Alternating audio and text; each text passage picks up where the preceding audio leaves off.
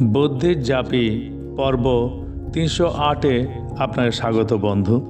এখানে ৩টে ঘরে ৩টে ছবি আছে এবং একটা ঘর ফাঁকা আছে।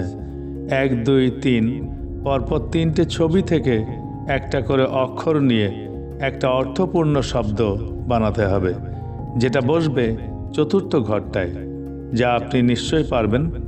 আপনি ভাবার জন্যে ২০ সেকেন্ড সময় পাবেন। তারপর আপনি আপনার উত্তর কমেন্ট বক্সে লিখে দিন। আপনার সময় শুরু হচ্ছে এখন।